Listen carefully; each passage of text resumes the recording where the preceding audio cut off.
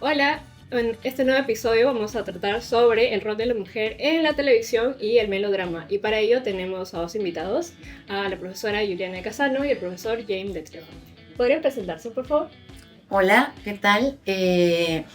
Soy Juliana Casano, como ha dicho Mariel. Soy docente en la carrera de audiovisual aquí en la PUC y principalmente mi trabajo tiene que ver con telenovela, melodrama, representaciones de género y nada, un gusto estar aquí.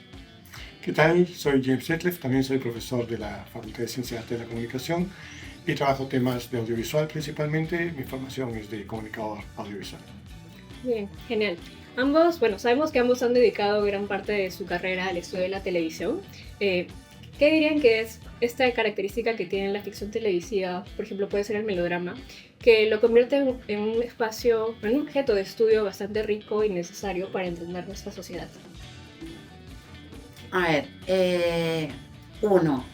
yo me formé como comunicadora audiovisual, amo el audiovisual, es más, disfruto mucho la televisión, disfruto el cine, disfruto el video, disfruto en el nuevo escenario el tema de plataformas. Los que me conocen saben que además como que una premisa mía o un punto de partida mío es que la ficción, sobre todo, que es lo que más me apasiona, la ficción televisiva reproduce o de alguna manera dialoga con los contextos sociales, políticos, culturales. Es decir, no es que la ficción esté completamente separada. Parece que nos está contando historias completamente distintas, que nada tienen que ver con nosotros, y sin embargo, la investigación, el trabajo mismo que uno hace, lo que te da como resultado es que la ficción está hablando de tiempos que son o difíciles o complejos o tiempos que son retadores. Entonces, en ese sentido, creo que la ficción es una vía para comprender también nuestros contextos, nuestras realidades. Sí, cierto. En todo caso, también respecto a eso, por ejemplo, el melodrama ha demostrado ser un género que es bastante popular, en la televisión, ¿no? Y también, así como usted menciona, dialoga bastante con lo que ocurre en nuestra sociedad, en nuestra realidad, por ejemplo, en Latinoamérica, ¿no? Entonces, ¿qué elementos narrativos específicamente dirían que permiten que también se sienta tan propio, tan cercano a la audiencia, ¿no? El melodrama en sí mismo, digamos, es un tipo de relato que nace como un tipo de relato muy, muy popular, muy afincado y muy relacionado con la población en general, ¿no? Y surge en una época de cambios de la propia sociedad, donde empiezan a abandonarse relatos que trataban, no sé, pues sobre los reyes, sobre los santos, sobre grupos sociales que no estaban tan apegados o tan cercanos a la gran población. Entonces el relato, esa es una característica del melodrama muy, muy, muy importante, que es un relato sumamente popular y que lo que hace es refleja a esa población que antes no se veía reflejada, que antes no se veía representada, que antes las historias eran el rey, la reina, el príncipe, la princesa, y ellos no eran parte de esa historia. Entonces el melodrama es una historia que conecta muy bien por eso, desde sus orígenes. Obviamente eso ha ido cambiando, estamos hablando de un par de siglos de desarrollo del melodrama, pero ese elemento popular y anclado en lo que podríamos llamar la gente común, no la aristocracia, los reyes, los santos, sino es un elemento que se mantiene muy fuerte y por eso es que conecta de una manera tan poderosa. Y yo agregaría que en Latinoamérica además tienes un recorrido que es interesante. Jesús Martín Barbero decía que el melodrama en Latinoamérica era un recorrido que iba del desconocimiento al reconocimiento de la identidad. Y probablemente en estas tierras un tema, digamos, una ausencia o un tema central tiene que ver con las identidades. Hijos, hijas, hijes de quiénes somos, ¿no? Y en ese sentido me parece que el melodrama empata muy bien, digamos, ¿no? O sea, el misterio en muchos relatos de telenovela, el detonante, es decir, el punto dramático importante que va a lanzar toda la historia es alguien se robó un bebé o un padre no reconoció una niña. Entonces, y 25 años después se van a descubrir las cosas, ¿no? Eso. Son como, de alguna forma son, como ustedes mencionan, ¿no? Representaciones de nuestra realidad que se reflejan. Y bueno, ustedes personalmente, ¿cuál sería o cuál dirían que es como la telenovela o la melodrama que más disfrutan o que más han encontrado que tiene bastante complejidad o riqueza para analizar? A ver, yo lo he pensado seriamente. Yo creo que te tendría que contestar, o tendría que contestarles, o tendría que comentar que no es que haya uno solo. Si yo tuviera que elegir en cine, por ejemplo, te diría que una película clásica de los años 70, Nos habíamos amado tanto, es probablemente mi película favorita. O sea, si me tengo que ir a una isla perdida con solo una película, me voy con esa. Que es un melodrama. Que es un melodrama, O sea, ¿no? aclarando que es una película que es un melodrama. Y de verdad, deberían verla. Es de Ettore Scola, es como genial. Es una película. Pero entiendo también que hay en telenovelas, por ejemplo, yo consumo muchísimas telenovelas. Mariel, tú me conoces, trabajamos en un curso juntas y, digamos, yo consumo mucho. Y creo que en las telenovelas sí se me hace más difícil porque hay como telenovelas que son icónicas de determinados momentos. Por ejemplo, en los últimos años, el CAE, me parece que es la DC turca, me parece que es como súper importante. O sea, es un relato al que siempre vuelvo, porque me sirve para muchas cosas. También para deconstruir en términos de género, ¿no? Los mandatos patriarcales de una sociedad muy patriarcal. Probablemente las peruanas me quedaría de repente con la Reina de las Carretillas, ¿no? Me parece que es un relato interesante. Y me quedaría también con mis Tres Marías, ¿no? Que son relatos interesantes. El protagonista es un hombre acusado injustamente, o sea, la mujer no es tanto eso. Pero también tendría que hablar de las telenovelas brasileras, por ejemplo. Y en ese sentido,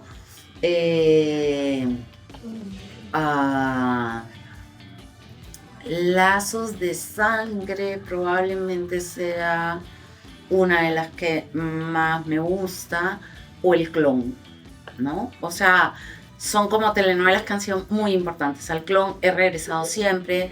El Clon tiene esta cuestión de entre reconocimiento de la multiculturalidad, el mundo musulmán, Occidente, que me parece súper interesante, pero también es un relato que se ancla en la drogadicción, la diferencia de clases. O sea, es un relato que está hablando de muchas cosas, pero al mismo tiempo está hablando de la complejidad de la sociedad brasileña en un mundo muy globalizado, ¿no? Entonces, una no te diría. Lo que puedo decir es, a lo que más estoy volviendo en este momento, por ejemplo, es a El CAE, ¿no? Es a la que estoy volviendo más continuamente en este momento, pero hay muchísimas más que podríamos. Claro, yo podría mencionar dos tuyas más que yo sé. O sea, Dinero Sucio, o sea, no mías, de ella. Okay. Dinero Sucio, has regresado. Dinero Sucio. Cara Parasca. Y la de Juan del Diablo. Corazón Salvaje, claro. Corazón Salvaje es una novela que en los años 90, digamos, fue como muy, muy importante y regresó siempre, pero a esa versión de los 90. O sea, no me gusta la de los 2000, no me gusta, he visto las versiones anteriores, tampoco me gustan, ¿no?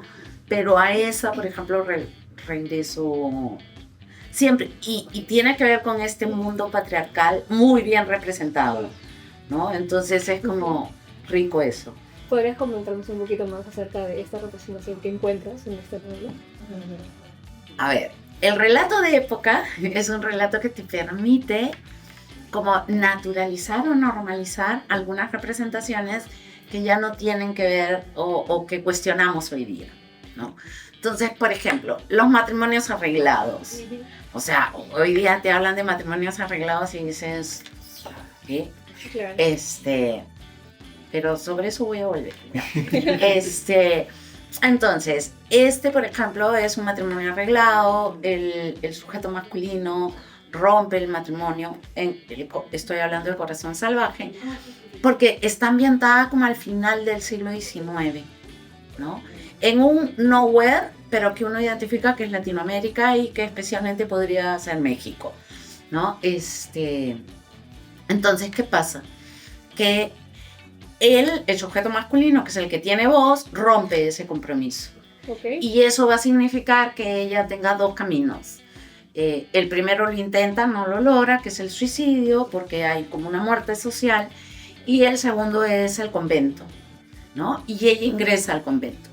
Pero tiene un cura, confesor, que le dice que en realidad no, digamos, no... Esa no es su ruta, ese no es su camino, ¿no? Y la manda, digamos, de nuevo al mundo. Y ahí va a encontrar a otra posibilidad, otra relación. Con un hombre que además es un sujeto desclasado, es un sujeto no reconocido socialmente. Es el hijo primogénito de un de un sujeto de clase alta, aristócrata, importante, con mucho dinero, pero que no ha sido reconocido. Entonces, estos dos personajes, el de Mónica y el de Juan, se encuentran un poco porque se encuentran también en la periferia de lo social, ¿no? Y digamos, básicamente pues muchísimas aventuras y Claro. consiguen estar juntos, pero hay como un desmontamiento porque además el personaje masculino de Juan, si bien rescata muchos elementos y está constituido por muchos elementos muy patriarcales, es un sujeto masculino que, por ejemplo, en la relación con ella, digamos, busca el placer de ella, el placer sexual de ella. Entonces, como siglo XIX, un sujeto que esté preocupado de... Entonces, hay ahí un elemento que es... hay un conjunto de elementos, o sea... Podría quedarme hablando toda la tarde. No ibas a hablar de eso. Y bueno, ¿usted, profesora? Bueno, obviamente yo veo mucho menos telenovelas que Liliana, pero de todas maneras pensando en eso, coincidimos, creo que en el caso de Peruana, una de las que a mí más me interesa, además hice un trabajo sobre eso, es Reina Carretilla, ¿no? Que está en medio camino entre telenovela y miniserie larga en realidad, porque no tiene tantos episodios. Digamos, más como objeto de estudio, quizás una telenovela que a mí me parece importantísima y es fundacional es Simplemente María de fines de los años 60. Que quizás las cosas que me gustan de las dos son más o menos parecidas. Y otra novela, digamos, que tengo muy presente es también una telenovela brasilera. Yo no he visto, digamos, he seguido mucho menos turcas, he visto mucho menos turcas de los cientos que ha visto Judy. Es La próxima víctima, ¿no? Es una telenovela brasilera que además mezcla géneros. Es una telenovela muy melodramática que tiene los elementos, digamos, del melodrama clásico, pero que mezcla con el policial, mezcla con el suspenso y tiene una serie de elementos que le hicieron muy interesante, ¿no? A mí me parece, en el caso de Reina de las Carretillas y de Simplemente María, quienes han llevado curso conmigo saben porque lo digo siempre, las cosas que a mí me gustan son sus finales, porque justamente no son los finales clásicos. No son tienen final clásico en el sentido que la pareja se va a quedar al final junta, que va a triunfar el amor, que va a triunfar la felicidad, ¿no? O sea, va a ser un final feliz y todo lo demás. Pero, por ejemplo, desde la perspectiva de género, en los dos casos, a mí me parece interesante, porque en los dos casos, el personaje principal, que es una mujer, que es también una cosa muy clásica, es una mujer, digamos, que su felicidad, si bien van a terminar casadas, su felicidad no va a ser el matrimonio. O sea, es justamente el contrario de la Cenicienta, que es lo cual muchas veces se hace la relación. O sea, la Cenicienta está ahí en su vida pobre, esperando que venga el príncipe azul y la saque de su situación y la lleve a vivir en el castillo. En estos dos casos, las dos mujeres lo que van a lograr es, van a lograr su felicidad a partir de su realización personal, en los dos casos a partir de su realización profesional. Y estamos hablando del año 68-69, en el caso de Simplemente María, y a partir de que el príncipe azul, en un caso sí es su príncipe azul en el sentido que era su interés amoroso y se va a quedar con él, pero bajo las condiciones de ella. Y en el caso de Simplemente María, el que debería haber sido su príncipe azul, que es el tipo que la ha traicionado, que la ha engañado, pero que regresa arrepentido, ella le dice, no me interesas, o sea, vete por tu camino, ¿no? Y ella se queda con otra persona, ¿no? Entonces, en ese sentido, a mí, además, uno ve Simplemente María, recuerden ustedes, estamos en pleno gobierno militar, acaba de entrar, o sea, uno dice, ¿de dónde sale esto? No sé, es una novela totalmente distinta. Y, digamos, La Reina de las Carretillas tiene eso también, ¿no? O sea, tiene eso, tiene la redención, o sea, tiene algunos elementos muy clásicos, varios elementos muy clásicos del melodrama. Pero, por ejemplo, la redención de la villana es una redención que uno siente realmente, no sé si decir verdadera, pero digamos, no es la típica villana que termina muerta o es bonita y es desfigurada, digamos, que son los castigos sociales, sino que ella termina reconociendo las cosas que ha hecho, termina yendo a la cárcel y pidiéndole a la protagonista que críe a su hija. Y la protagonista diciéndole, yo la voy a criar, pero no. Y digamos, hazle creer que tú eres su madre. Y ella le dice, no, tú eres su madre, yo la voy a criar. Y termina con ellas dos, la villana ya habiendo salido de la cárcel, y con ellas dos, con las dos niñas, las hijas de cada una, digamos, no es así un super final feliz con el beso de la pareja, sino es un final de 4 mujeres, 2 mujeres adultas y 2 niños. De 5, porque llega la vendedora de provincias. Y es como es como volver a donde ella empieza. 5 mujeres es el final. Entonces, son 2 relatos interesantes en esa línea, ¿no? O sea, que digamos, no puedes romper por completo con el melodrama y con una serie de cosas clásicas. Con los mandatos porque y las reglas. Tu público se te iría, pero sí puedes tener estas cosas distintas, diferentes, que son interesantes. Claro. Creo que en esa línea, por ejemplo, a mí me parece, simplemente para complementar lo que dice James, cuando yo planteo esta cuestión de o Ercay o Carparás o la propia Reina de las Carretillas, no he mencionado Mi vida sin ti, por ejemplo, es otra que además he trabajado los últimos 5 años con ella, entonces es como una cosa muy cercana a mí. En todos estos casos, por ejemplo, las protagonistas van en esta línea, pero además a mí lo que me parece más rico de esos relatos es que los protagonistas hombres no se ajustan a un modelo de masculinidad hegemónica. O sea, empiezan sí en un modelo de masculinidad hegemónica, pero van a transitar a una masculinidad como o más positiva o más equitativa. O sea, ellos mismos van a cuestionar esos mandatos o estos elementos. Entonces, sí me parece que, digamos, como dice James, no se puede romper con todas las reglas del melodrama, pero sí encuentras que hay relatos contemporáneos que están de alguna manera diciendo, ok, ¿qué tipo de masculinidad, digamos, es la que va a encarnar como el protagonista hombre, ¿no? El protagonista masculino. Entonces, eso, por ejemplo, me parece rico, ¿no? En el Kai, Miran es un tipo absolutamente odioso en la primera parte, muy guapo y todo lo demás, pero porque es un masculino hegemónico, tóxico y celoso y controlador. Y él se va a transformar, digamos, o va a cuestionar su propio devenir, sin tampoco idealizarlo al punto de que el amor hizo que cambiara, porque de eso tampoco va, ¿no? Pero sí me parecen personajes que son ricos para observar. Sí, creo que han comentado un montón de cosas bastante interesantes, la verdad. Una de ellas también, por ejemplo, de lo que recuerdo es siento que el tema del romance también es algo que vemos bastante, ¿no? El ideal de el final feliz que tienen los personajes, ¿no? El objetivo de las protagonistas de llegar a este romance deseado, su final soñado. Creo que incluso es interesante el hecho de que en telenovelas de los 60 eso esté como que algo no predominante, o sea, cambia, ¿no? Solo en esa. Solo en esa, sí. Las otras eran muy... La mayoría como que sigue presente ese ideal. Pero también es interesante ver cómo estas representaciones cambian, ¿no? Y también el tema de los hombres, las masculinidades y cómo se les está cambiando la representación o cómo están variando, ¿no? Y también esto como que qué nos dice o qué nos muestra sobre nuestra sociedad actual, ¿no?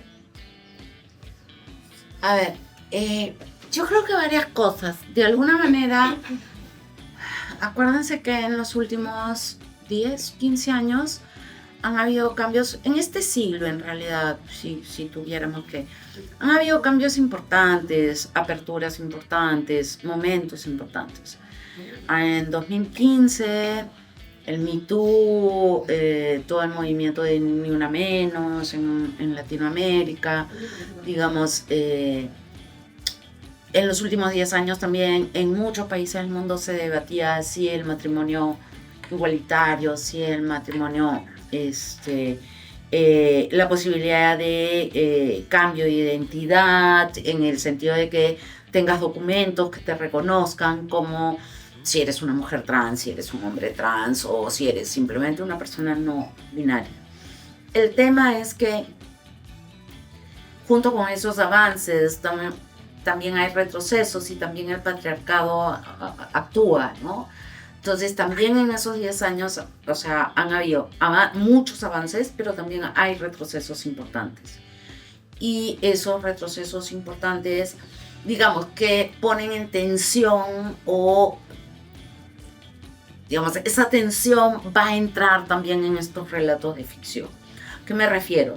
Entre el 2012, 11-12 y el 2021 hemos tenido un conjunto de relatos que han empujado en esta línea de otras masculinidades, mujeres. La Reina de las Carretillas pertenece a ese periodo, ¿no?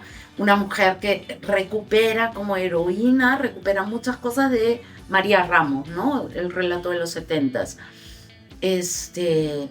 Pero al mismo tiempo lo que tienes es que hay una tensión en esta dimensión simbólica, digamos, porque que aparece más, ¿no? Y en ese sentido creo que hay un esfuerzo interesante, rico, por algunas productoras, el ingreso de algunos guionistas más sensibles, de mujeres que entran a la industria, pero ya no en, digamos, cargos de decisión media, sino mujeres que entran a tomar las decisiones, o sea, como CEOs, como guionistas, como directoras, como productoras generales, que te van a marcar un cambio en cómo son representadas estas mujeres, cómo son representados estos hombres, cómo son representados estos personajes trans, que también hay. De momento no en protagónicos, pero hay y digamos, del 2001 en adelante ha avanzado mucho la entrada de estos personajes. Pero cuando hablo de tensiones también hablo de grupos religiosos que de pronto van así como con la obra María Maricón fueron un grupo, el CCQ. Bueno, en la época de Colorina, ¿no? Que tenía muchos personajes gays, muchos personajes, digamos, mujeres prostituidas, pero además mujeres que de alguna manera definían y decidían su actividad sexual. No eran mujeres prostituidas por la vía de la trata, no va por ahí, aunque hay un tema de trata también. Entonces, claro, tenías a las, no sé, legionarias de María yendo a la puerta del canal a reclamar. O sea, no estoy hablando de cientos de miles de personas, estoy hablando de 25 señoras, y entonces, claro, los canales, James podrá hablar un poco más de esto, son muy reactivos, o sea, tienen pánico. Tú le haces así como bu al canal y es como, ya no, corta la historia, cambia la historia, ¿no? Vamos a perder audiencia, vamos a perder esto. Y no es que se pierdan, es que probablemente también, no sé, los anunciantes que pueden ser también más conservas, menos progres. Pero ojo, yo te dije que iba a volver al punto y quiero volver porque no quiero perder la oportunidad de decirlo. Ojo que tengamos cuidado. En el 2015 dimos muchas cosas por sentadas. Las mujeres en Irán del 70 y del 80 también dieron muchas cosas por sentadas. Las mujeres en Irán iban a la universidad, vestían minifaldas, bebían en los bares, fumaban, manejaban. Hoy las mujeres, las niñas estudian hasta los 10 años, las mujeres dependen de un hombre, las mujeres no tienen acceso a la educación, no tienen acceso a la salud, porque además no las puede observar nadie que no sea una mujer. Por lo tanto, como ya no hay mujeres médicos que puedan ejercer, no tienen acceso a la salud. Nuestro país está retrocediendo a pasos agigantados, como está retrocediendo un buen grupo de países occidentales por estos líderes conservadores, liberales, machistas y digamos, antiderechos, ¿no? Entonces, tengamos cuidado con eso, no demos las cosas por sentadas. Sí, solamente para poner esto último en el contexto de lo que me estaba diciendo y regresarlo al melodrama y a las producciones es eso, ¿no? Los canales, digamos, estamos hablando de producciones que salen principalmente por canales de señal abierta. Y los canales de señal abierta están en crisis. O sea, la televisión de señal abierta está en crisis. Cada vez menos gente ve y la mayoría de gente que ve señal abierta es gente, digamos, adulta y adulta mayor. Entonces, que tienden a ser gente más conservadora también, y los canales tienen miedo de perder cualquier cosa, porque están en crisis económica. Entonces necesitan tener un público. Entonces, como dice Juliana, cualquier cosa que les parezca, es fácil asustarlos, es bien fácil asustarlos. Puede ser que el susto sea, pero sí actúa el miedo. El miedo actúa sobre, a veces, cosas que no tienen ninguna base, pero si te asusta, ¿no? Entonces, es fácil ahora con esta, y lo que hay es una sociedad o grupos sociales que se sienten envalentonados o por lo menos más seguros de decir cosas que antes posiblemente no se decían. O sea, pensemos en cualquier cosa acá en el Perú, en Estados Unidos, o sea, que antes de verdad te lo pensabas antes de decirlo, ¿cierto? Y que ahora lo dicen con absoluta desfachatez, ¿no? O sea, miremos a nuestros líderes, a nuestro alcalde, bueno, el exalcalde ahorita, las cosas que dicen sin ningún desparpajo, ¿no? Entonces, en ese mismo sentido, cuando tú tienes eso, es cierto, ha habido un avance en una serie de temas por la inclusión en los grupos de producción y creativos de mujeres o de personas de la comunidad LGTBIQ que permiten hablar de las cosas que les interesan, pero las cabezas de los canales siguen estando en manos de hombres primero, la mayoría de ellos de hombres conservadores y miedosos, donde basta que le digan, la gente, como dice Yelena, la gente puede ser 10 personas, pero es la gente está quejando. El público. El público se está quejando y los auspiciadores se van a ir. Porque el problema en realidad no es el público. El problema es que ese público haga que los auspiciadores digan, ya no te voy a poner publicidad. Si lográramos separar eso, el público podría decir lo que quiera, si los auspiciadores siguen auspiciando. El problema es los auspiciadores, ¿no? Y con eso, ese miedo genera que ciertos avances terminen siendo retroceso, ¿no? Y el problema, y quiero ir al punto último que ha puesto Liliana. Efectivamente, o sea, por ejemplo, hablamos de María Ramos, simplemente María en los años 60, fines de los años 60. Pero si vemos todas las otras telenovelas que se hacían alrededor, o sea, hablamos de la excepción y no de la regla. Y ahora también podemos hablar de La Reina de las Carretillas, o podemos hablar de Mi Vida Sin Ti, o podemos hablar... Pero siguen siendo excepciones de la regla. O sea, nos parecen interesantes porque son excepciones, pero desafortunadamente la regla... Desafortunadamente, más rating sigue teniendo La Rosa de Guadalupe o Los Merodeadores, que son mucho más conservadores. A favor de... Hay que decir que en Solamente Milagros, por ejemplo, ha habido representación gay, ¿no? y digamos, denuncia del bullying que recibe. Yo quería retomar una idea que no quiero que se pierda, que tiene que ver con, James decía, la decisión, digamos, de estos canales está en manos de hombres, conservadores, ¿no? En muchos casos heteros, ¿no? Y muy miedosos, dijo James. Y a mí me da, digamos, no puedo evitar hacer el link con la masculinidad hegemónica. Es exactamente así, es muy frágil. Entonces la cuestionas rápidamente, ¿no? O sea, una camisa rosada ya lo pone en crisis, ¿no? Un lazo, una pulsera, ¿no? O sea, su sobrino tiene una pulserita de perlas. Y era como, de verdad, o sea, la gente adulta en casa, o sea, su propia mamá, que mi cuñada no escuché esto, ¿no? Pero mi cuñada decía, no, pero es que yo creo que esa pulsera debería dármela. Mismo, ¿no? Él mismo decía, sí, es medio mariconcita esta pulsera. Decía, y tú decías, pero no, esto, o sea, entonces, pero ¿te gusta? Sí, me gusta, sí, y la usa, ¿no? Entonces, digamos, la masculinidad hegemónica es justamente así de frágil, ¿no?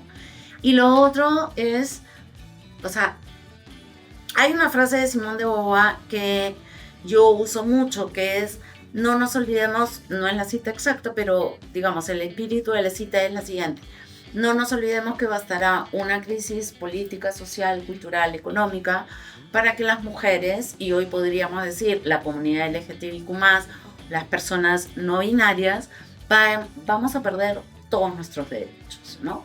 Porque les primeros que perdemos derechos en situaciones de crisis somos nosotros. Yo nunca me imaginé tener un presidente, alguien acusado de violación.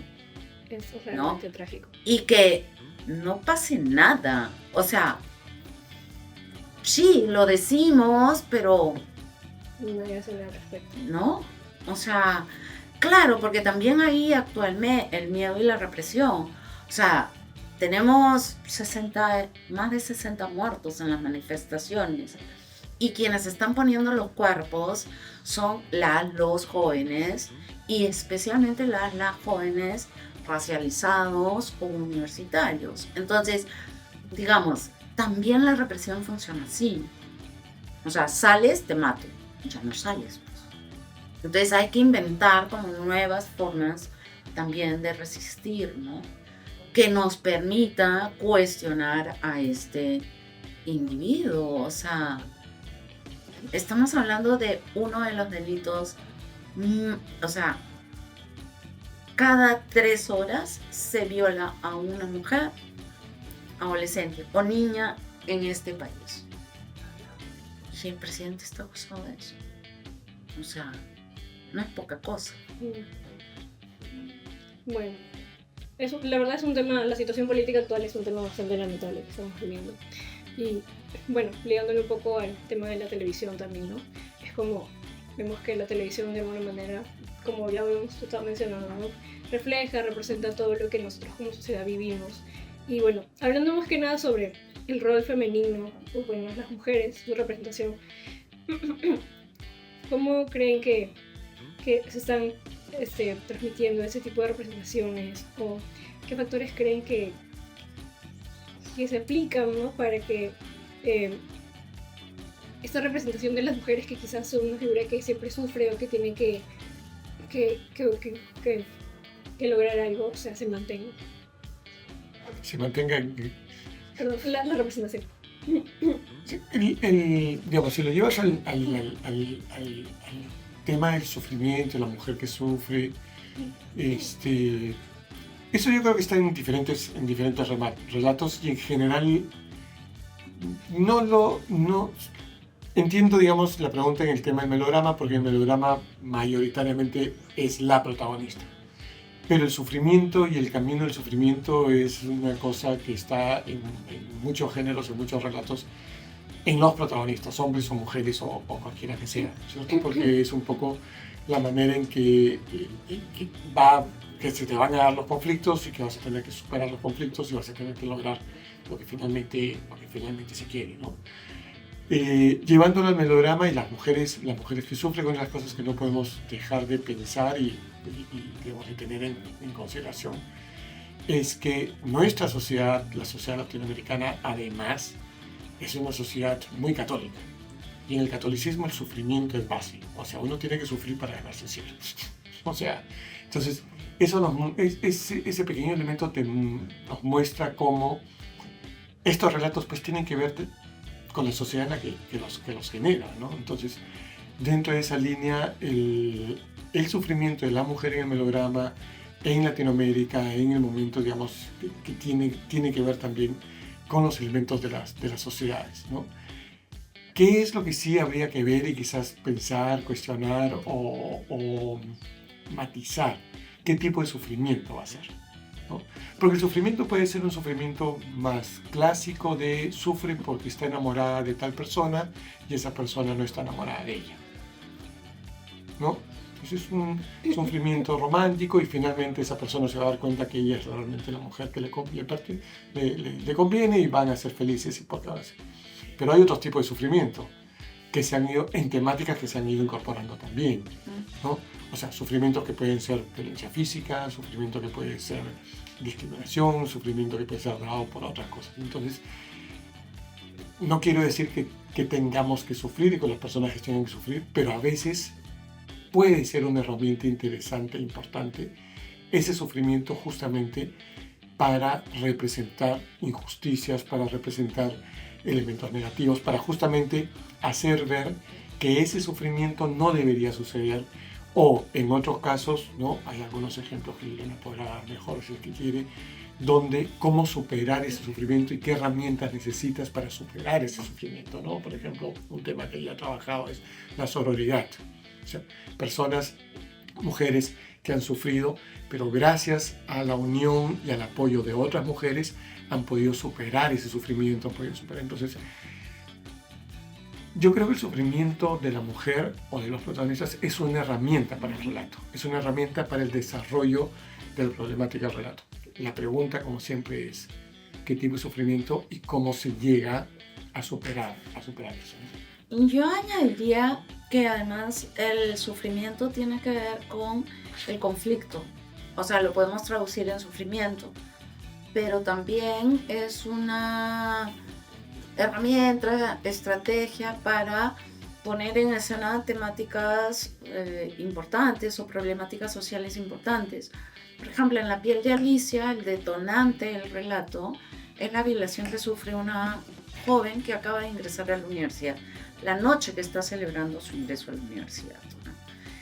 Y claro, después de esa violencia, ella no recuerda exactamente, porque es violación sexual, pero es violación física también. Entonces, ella no recuerda al agresor y digamos, toda la historia tiene que ver con el recorrido de ella, donde hay sororidad, donde hay, digamos, resiliencia, donde hay una relación con la madre que es absolutamente potente, muy fuerte, y entonces, digamos, es ese el camino. que es importante. Por otro lado, pensaba en los finales felices. Valerio Fuenzalida dice que el final feliz es un profesor chileno que trabaja mucho sobre la ficción. Fuenzalida dice, el final feliz es como el premio que necesitas para ese recorrido, ¿no? O sea, porque ya la vida puede que se encargue de que tú misma estés viviendo un camino de sufrimiento y nunca alcances justicia.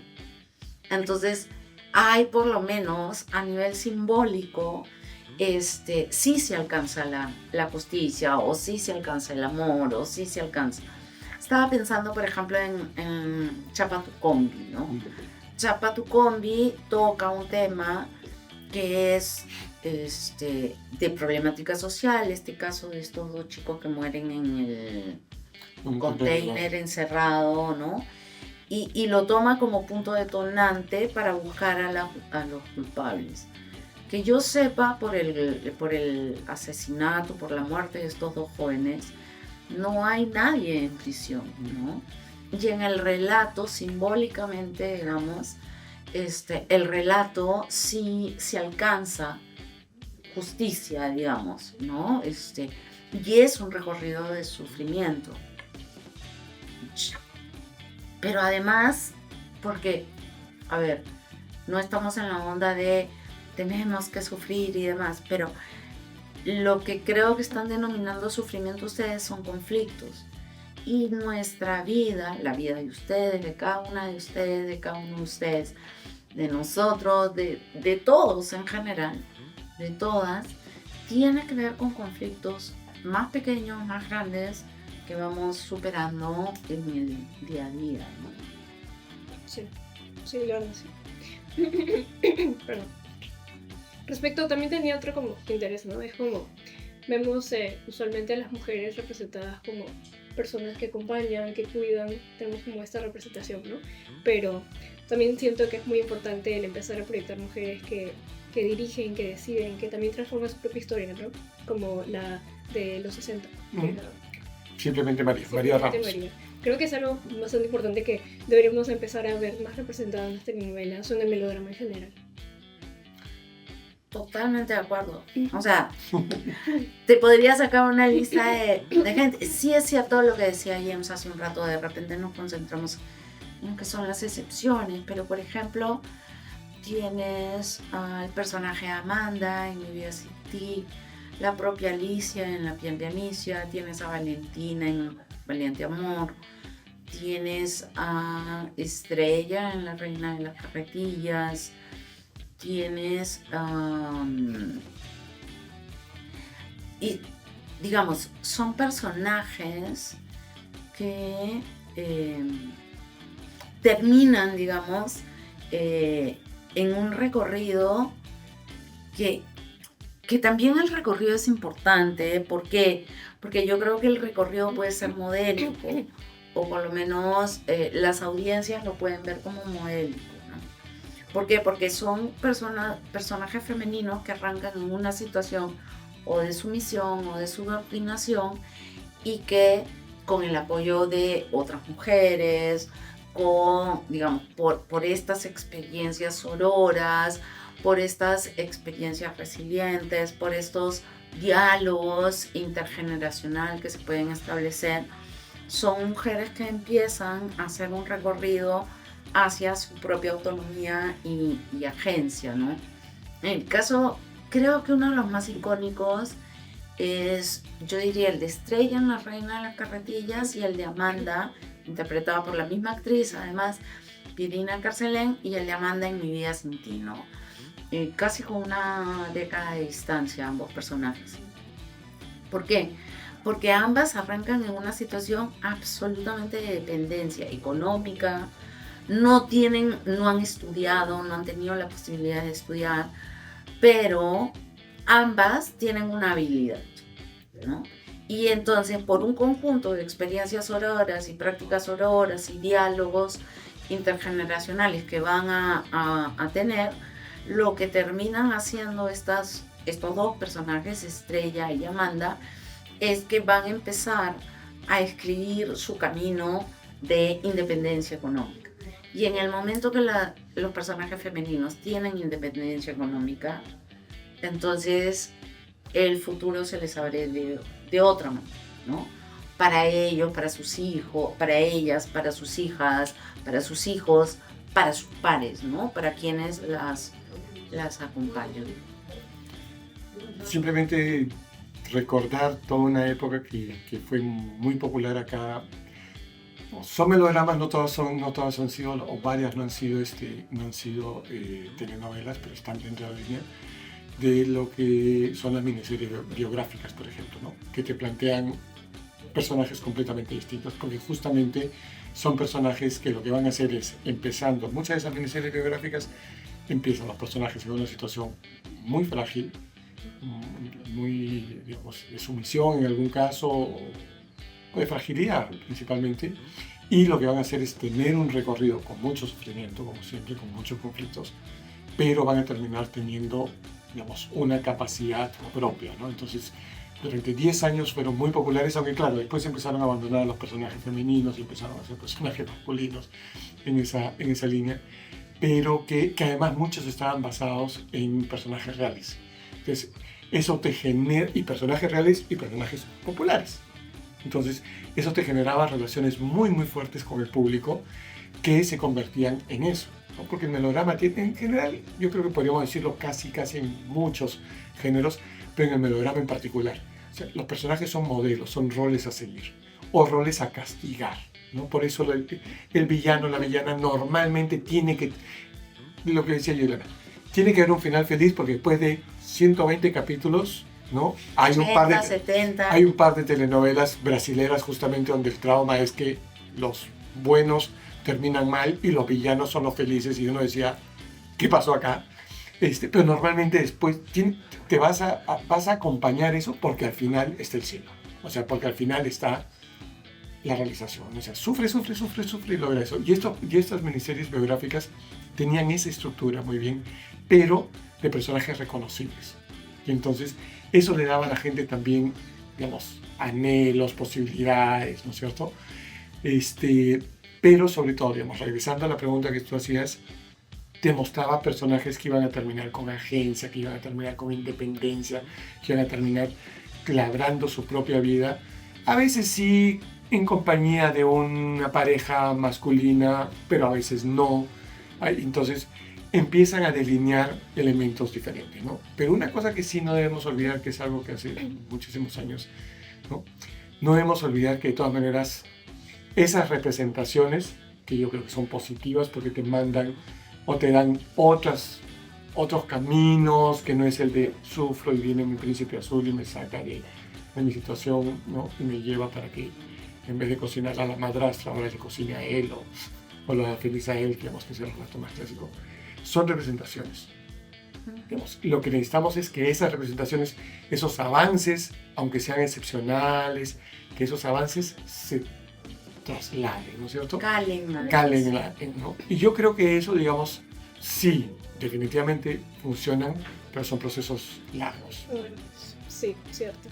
También algo como bastante interesante creo que sobre las telenovelas es como tenemos esas dos, como una polarización entre los personajes, ¿no? La villana que es mala, que quizá también a veces es muy representada como sexualmente activa, y también luego tenemos a quizá la protagonista que es más tranquila y que incluso es virgen, probablemente.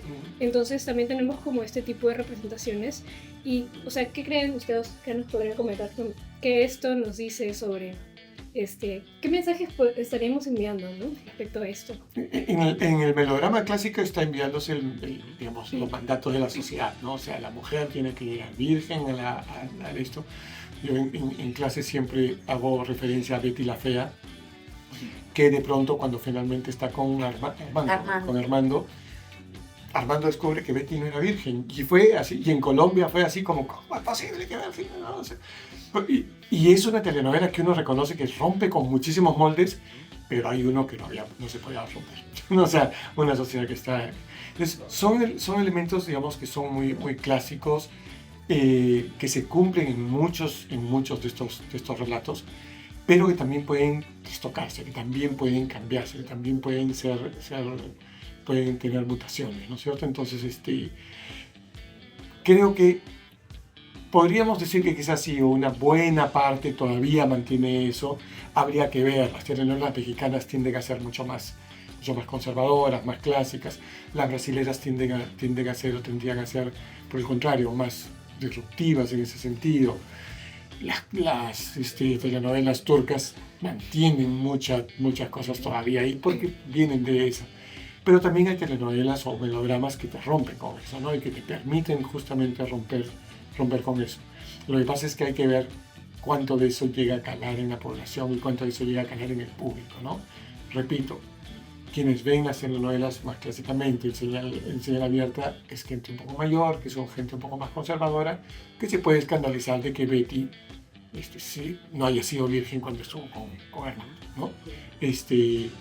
Pero hay otras producciones que te plantean formas distintas y elementos distintos. Entonces, hay que ver también la llegada a los públicos. O sea, yo diría que sí,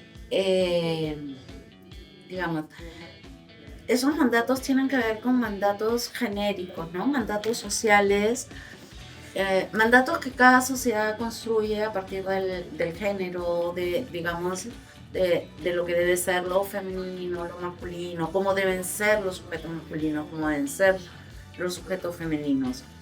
De hecho, el mandato ahí es muy claro, ¿no? O sea, si eres una mujer sexualmente activa, la sexualidad activa no es para ti, ¿no? Por lo tanto, eres la villana y por lo tanto recibirás un castigo al final. De hecho, Cabrujas, José Ignacio Cabrujas, en un texto que se llama "En Latinoamérica inventó la telenovela", dice sobre la villana que el sujeto femenino que hace el mal es un sujeto femenino que es enfermo, que ha sufrido un gran daño y que por eso, digamos, en el melodrama más tradicional, como per se, en términos como muy morales, muy católicos, el modelo mariano de la mujer es buena en esencia, ¿no? Por eso pongo la familia, no es que... Pero la mujer es buena en esencia. Entonces, pero cuando sufre un gran daño, que generalmente es un daño hecho por un sujeto masculino, esta mujer se va a transformar en una villana, ¿no? Y eso está, digamos, hay todo un análisis sobre el origen, digamos, de las villanas. Está en los cuentos, ojo, esto es una regla del melodrama más clásico, pero que está en los cuentos. O sea, Maléfica es maléfica, pero ella no siempre fue maléfica, ¿no? O sea, no, ella era buena y amaba a un hombre, pero ese hombre le cortó, pues, ¿no? Las alas, y entonces Maléfica se tuvo que transformar en lo que es. Entonces, ese es como un mandato muy claro, ¿no? Entonces, digamos, un poco retomando lo que dice James, o sea, sí, la sexualidad de las mujeres, de los hombres, pero ojo que los marcos, James hablaba de eso, toma tiempo, los cambios, porque se trata de cambiar marcos culturales. En los años 70, por ejemplo, lo que era más difícil de ver eran mujeres que trabajaran fuera de casa, ¿no? Hoy eso es casi una norma, digamos. O sea, las mujeres trabajan fuera de casa, tienen carreras, ¿no? En los años 70 no veías mujeres divorciadas, o no tenías personajes adultas. Claro, eran castigadas si se divorciaban. No tenías, pero digamos, claro, ustedes me dirán, pero Juliana, sí, pues 50 años. Pero es que en la historia con H mayúscula, larga, ¿no? 50 años no es mucho, o sea, es como, ¿no? Tomaste un descanso y volviste, y Entonces, los marcos culturales van cambiando, ¿no? Y han cambiado. Hoy día las mujeres van a la universidad, hoy día las mujeres estudian, las mujeres trabajan, las mujeres se divorcian. Es más, las protagonistas pueden ser divorciadas y volverse a casar, volver a tener un nuevo, digamos, objeto de deseo. Se habla del placer femenino mucho más de lo que se hablaba antes. Entonces, sí hay avances. Lo que pasa es que no solamente avanzamos, las sociedades avanzan y retroceden, ¿no? Y eso hay que tenerlo como súper claro también, ¿no? Yo quería solamente decir, porque me había olvidado, iba a ir por ahí a esto que decías, que no olvidemos que muchas veces lo que utiliza el melodrama o cualquier relato son, se me acaba de ir la palabra, digamos, estereotipos, ¿okay? Y eso se hace muchas veces porque el estereotipo te permite establecer las cosas muy rápidamente. El estereotipo de por sí no siempre es negativo, aunque normalmente pensamos en los estereotipos negativos. O sea, la mujer activamente sexual es una mala, es una villana, ¿no es cierto? Es un estereotipo y trabajar. Pero digamos, son muy utilizados porque son elementos que muy rápidamente te establecen cosas para que tú empieces a desarrollar la historia. O sea, en vez de construir el personaje y tener que pasar X cantidad de episodios, el uso de estereotipos te permite rápidamente que el público identifique quién es quién.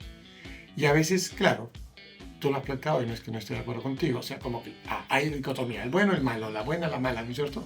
Pero eso es algo que le permite también al público tener las cosas bien definidas y no tener que andarlas desmenuzando, preocupándose en otra cosa, ¿no? Y muchas veces el público lo que quiere es, ya, ok, ya, aquí es A, B, C, D, cuéntame la historia, ¿no? No tengo que pensar.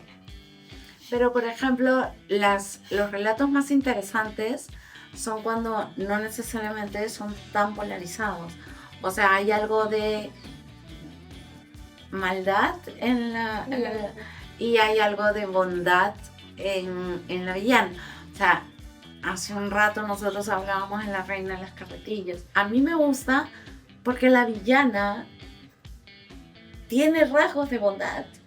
O sea, y claro, está atravesada por la maternidad, digamos, ¿no? Y ella llega un momento en que no está dispuesta, o sea, ella está dispuesta a sacrificarse por ese niño o niña que van a ser, ¿no? Pero ha sido mala, pero digamos, quiere salvar a su hija de lo que ella tuvo que vivir también. Entonces, esos son personajes como más ricos, más interesantes.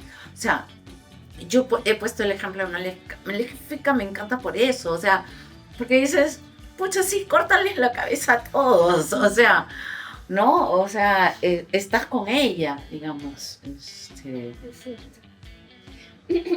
Bueno, ya para darle un poco de cierre, básicamente, bueno, perdón, estoy muy bien. Ahorita. Es que estoy un poco enferma. Sí, bueno, estamos viendo de que en general el melodrama o bueno, incluso la televisión es un espacio que refuerza diversas visiones, ¿no? También las representaciones actuales, también las antiguas, y que también tenemos bastantes retos, ¿no? Con las situaciones que estamos viviendo actualmente. Pero bueno, ya para darle un fin, ¿creen que este género puede generar algún tipo de espacio, algún tipo de visión alterna para las mujeres, ¿no? De cara al futuro? Yo creo firmemente que sí. Creo que el género, o sea, a veces uno cree que el género tiene que ser como puro, como surgió en el siglo XIX. Y de hecho el melodrama, o sea, uno puede recuperar y rastrear en melodramas muchos, o sea, un par de siglos antes, ¿no? Hay quienes lo vinculan con el origen de la ópera, por ejemplo. Pero digamos, el melodrama como llega a nosotros en la actualidad es el que surge en el siglo XIX, en el contexto de la Revolución Francesa. Entonces, Mucha gente a lo largo de estos muchos años ha dicho, no, el melodrama no da para más. Y el melodrama está ahí. Hay gente que ha dicho, no, la televisión ya fue. Bueno, todos consumimos hoy plataformas de streaming y eso también es televisión. Sobre todo hoy más que nunca, que las plataformas pagas de streaming que te daban toda la temporada, ahora te estrenan capítulos el domingo a las 8 de la noche. Estoy hablando de Game of Thrones, obviamente, o Juego de Tronos, ¿no? Pero Luis Miguel también. O Luis Miguel la serie. Estoy hablando de Prime Video, Netflix, diciendo evento en vivo.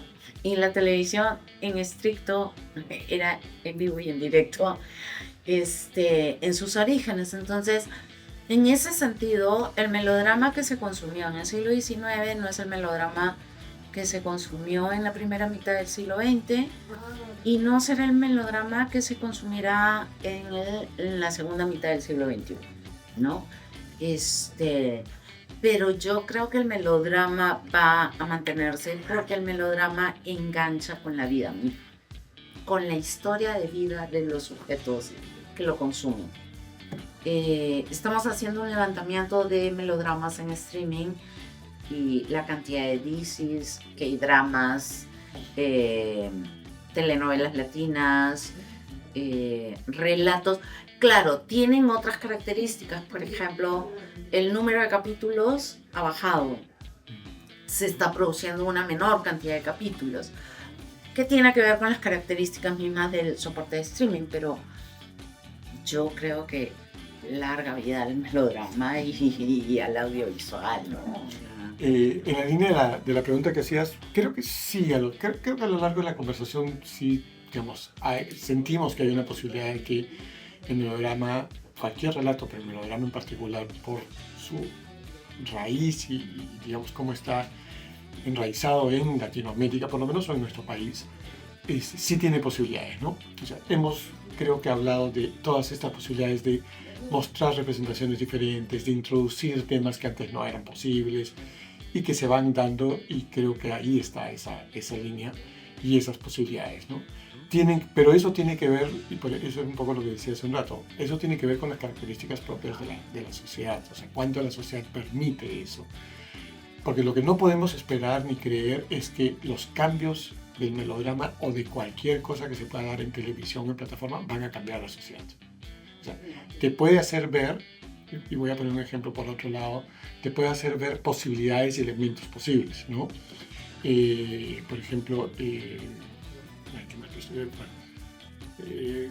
Evelyn Ortiz, por ejemplo, que es una actriz afro, en una entrevista me decía lo importante que para ella fue ver en Canela, creo que es, ver en Canela a un actor afro haciendo de doctor. O sea que para ella... no, eso es Natacha de 92. Natacha 92, perdón. Sí, las confundo porque los dos empiezan a ver. Y entonces, como para ella ver a esa persona, ver a un personaje afro como médico, cuando lo había visto siempre de, no sé, mayordomo o chofer, fue un cambio para ella y le permitió, ¿no? Entonces, regresando a esto que estamos viendo, o sea, las telenovelas, los melodramas, lo que te permiten es ver mundos distintos, posibilidades distintas, o sea, que no tienes que ser siempre el ama de casa sufrida, ¿no es cierto? O sea, ese tipo de elementos. Eso te da, digamos, lo que te da es a ti como público, como persona, te da una idea de algo distinto, de algo diferente, y eso creo que es sumamente positivo. Pero las transformaciones no se van a dar en la televisión, las transformaciones se tienen que dar en la propia sociedad. Mira, hablando un poco de esto de la Turquía, por ejemplo, produce alrededor de más o menos solamente en el horario de 6 a 10, 11 de la noche, tiene por lo menos unas 4, 5 horas, seamos buenos, 4 horas de producción de ficción entre las 6 y 10 de la noche, 7 días a la semana. Lo que hace que tenga 280 horas de melodrama semanal, solo en la noche. Ese melodrama lo vende al mundo, y estamos hablando solo de Turquía. Corea del Sur, y tú conoces de qué dramas, Corea del Sur está produciendo una cantidad impresionante. Probablemente no sea exactamente la telenovela como nosotros la conocemos, pero es melodrama. Entonces, más todo lo que produce Latinoamérica, lo que produce Portugal, España, ¿no? Lo que empiezan a producir países europeos, Italia. Entonces hay una producción, y se está produciendo para plataformas y para señal abierta. O sea, es como que hoy en día, y luego simplemente se los dejo ahí. No sé cuántos de ustedes reciban, o sea, cuando entran a sus redes y demás, les sale publicidad de Drama Box, ¿no? Son los relatos verticales y son melodramas. Ya no para consumir en una pantalla o un monitor, diríamos ahora, sino para consumirlo en el celular. Relatos muy cortos, pero que puedes consumir rápidamente, ¿no? Entonces ahí hay una... Y ya las empresas que producen tecnología están produciendo, o sea, preparando, están analizando, están investigando y tal, para producir cámaras que puedan filmar en vertical. Porque hoy en día tienes que voltear la cámara. Bueno, creo que eso sería todo. Muchísimas gracias por la conversación, Okay. por las preguntas, por las respuestas. Nos ha encantado de tener esta conversación. Gracias. Nada, Gracias. muchísimas gracias por la invitación y por el diálogo. Sí.